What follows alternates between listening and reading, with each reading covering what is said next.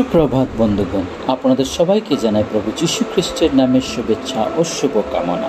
আসুন দেখি ঈশ্বর তার পবিত্র শাস্ত্র বাইবেল থেকে আজ এই প্রাতকাল আমাদের কি বলতে চান।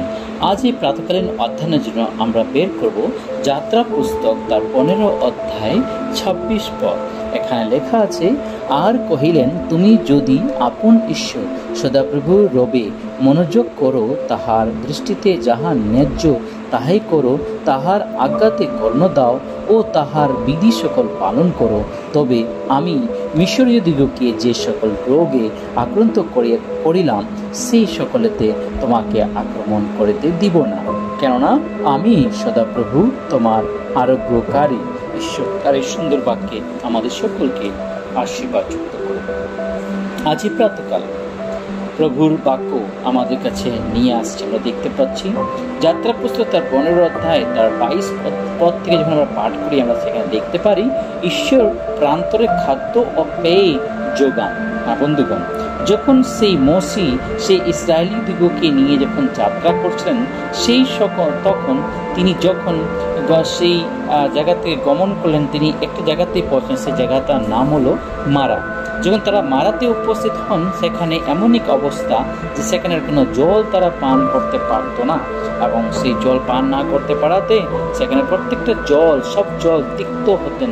তো সেইটা দেখে সেই ইসরায়েলিরা মসির সাথে অনেক ধরনের লাঞ্ছনা বা অনেক ধরনের মুখাপেক্ষা তার সঙ্গে করছেন। তারা সকলেই তার বিরুদ্ধে বচসা করিতে লাগিলেন। তখন মসি ক্রন্দন করিয়া সদাপ্রভুর কাছে প্রার্থনা করলেন।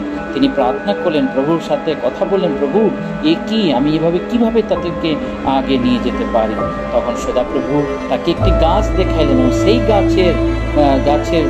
গাছের ডাল লইয়া তিনি সেই জলের মধ্যে নিক্ষেপ করলেন, এবং সেই জলটি মিষ্টি হয়ে পরিণত হলো। বন্ধুগণ, মিষ্টি হয়ে পরিণত হলো। এবং তারপর সদাপ্রভু সেই ইসরায়েলীদেরকে বলার জন্য মসিকে ব্যবহার করলেন। সেখানে বললেন, আর কহিলেন, তুমি যদি আমার আপন ঈশ্বর সদাপ্রভুর রবে মনোযোগ করো। বন্ধুগণ, সদাপ্রভুর বাক্যে আমরা যদি মনোযোগ করি আর তাহার দৃষ্টিতে যাহা ন্যায্য তাহাই যদি আমরা করি, তাহার আজ্ঞা সকল কর্ণ দেই ও তাহার বিধি সকল পালন করি, তবে ঈশ্বর বলছেন, যেমন সেই মিশরীয়দিগকে যে সকল রোগে আক্রান্ত করেছিলাম, সেই রোগ তোমাদের মধ্যে আক্রমণ করিতে দিব না, কেননা আমি সদাপ্রভু তোমার আরোগ্যকারী। বন্ধুগণ, সদাপ্রভু আমাদের আরোগ্যকারী। তিনি আমাদেরকে সুস্থ করান। তিনি আমাদের সমস্ত রোগ বিধিকে তিনি নিজের স্কন্ধে তুলে নিয়ে যান।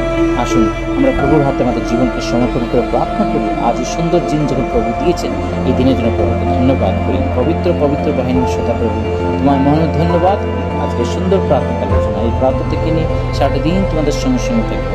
সমস্ত মঙ্গল দেবর আত্মা রক্ষা করো। তোমার পবিত্র আত্মাটা তোমাদের পরিষ্কার এই ক্ষুদ্র প্রার্থনা প্রাণ প্রথম প্রভু যীশু নামে চাই। আমিন।